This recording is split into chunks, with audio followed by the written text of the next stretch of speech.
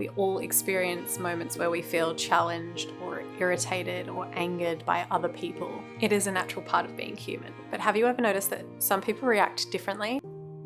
Some people are calm while other people seem to blow up. Good news is we can actually learn to navigate these difficult situations with more ease and more grace. And instead of being carried away by our reactions, we can respond with calmness and clarity. But before I tell you how, we first need to talk a little bit about why cultivating calm is so important. Because when you understand why, you'll want to do it even more. And what does being reactive actually do to your nervous system? So by improving the way you react to external annoyances around you, you will improve your relationships by responding with calmness, understanding, and empathy. You will obviously also reduce your stress. When we manage our reactions to stressful events, it helps to lessen the impact of these events on our minds and our bodies.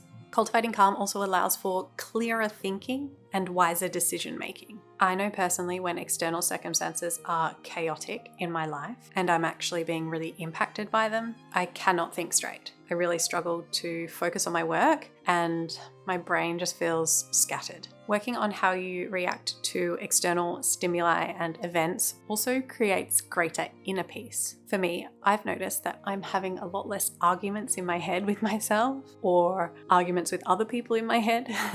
And I'm not ruminating on annoying events that have happened to the point where I can't sleep at night. It's had a really big impact on my rumination in general. And lastly, choosing the way we respond empowers us and reinforces that we're not victims of our circumstances. So the idea here is that we want to learn how to respond as opposed to react. This will protect our mind and our body. Reacting to things, especially in a stressful or reactive manner, can negatively impact our health by triggering the flight or fight response, which can then lead to chronic stress and various health conditions. This prolonged stress can disrupt body processes. It can weaken the immune system and it can increase the risks of things like cardiovascular disease, high blood pressure, digestive issues, and mental health issues as well. This is the link between stress and health problems. And learning how to respond instead of react is a great way to help us reduce the chances of getting those health conditions. It's preventative healthcare. So now we understand how important it is. Hopefully that is quite motivating for you to really want to try to make this change in your life. So now let's talk about how to do it. How to respond to stressful, annoying situations to protect our health, well-being, and happiness. Reactions are often automatic, rooted in our past experience and our subconscious. But just because they're automatic doesn't mean we can't catch them and then rewrite how we respond. So it starts with awareness. That's the first step. You first have to be aware that you are having an emotion caused by something, because the emotion happens inside us before we react to it. It's a split second, but it's there.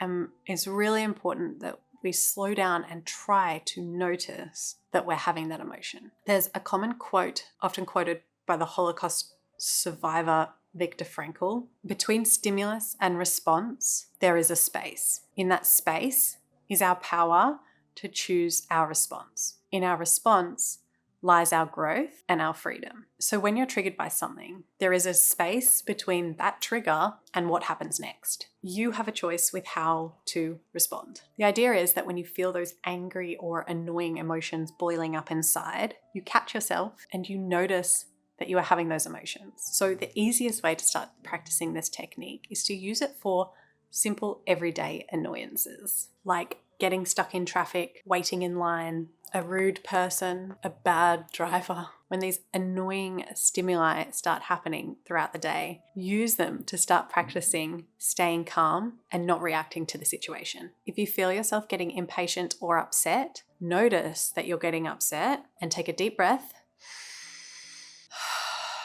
And on the exhale, relax your entire body. That is your moment to control your response. It's a pattern interrupt. And the more you do it, the easier it will become.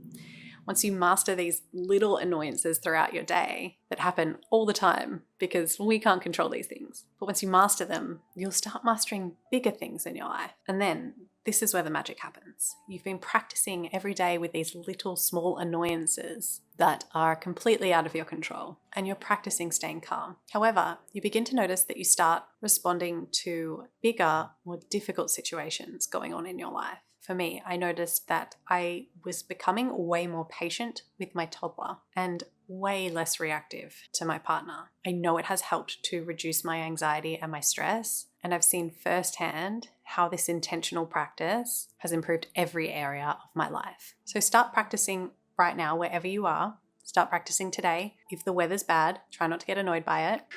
Stay calm. The more you practice responding calmly and relaxing your body throughout the process, the better you will get at this. And then eventually it will be a more automatic response to be calm as opposed to reactive. And this is really one of those practices that you can actually enjoy the journey with. I loved when I started practicing this. I was really proud of myself, and I felt like it was a fun little game to try to find all the times during the day where I was getting a little upset and annoyed and where I could control my response. It's getting dark. The sun's gone behind a cloud. Before we finish, it's worth mentioning 2 other things that I think will be quite helpful with helping you respond to hard situations. The first thing is leading your day with empathy. When someone does something annoying or hurtful, I like to tell myself that they're doing it for a reason. Maybe they are stressed themselves, or maybe they've been really hurt in the past. Hurt people hurt people. And I'm not excusing the bad things that people do, but what this does is it helps to diffuse my anger when I lead with empathy. Remember that everyone is dealing with their own challenges and conditioning. The second thing to do is to make sure you're focusing on your own self-care. When we're exhausted or in pain, we can be much more reactive. When we are well rested and taking care of ourselves, we're better equipped to handle stress and difficult interactions. Remember, you have the strength within you to respond to life's challenges with grace and wisdom. Each time that you make a conscious choice to respond, you're strengthening your ability to do so in the future. You're rewiring your brain and you're creating new, healthier patterns. I like to end my videos with something that I'm grateful for. Today, I am grateful for the roof over my head, the security it gives me and my family. I'd love to know, what are you grateful for today?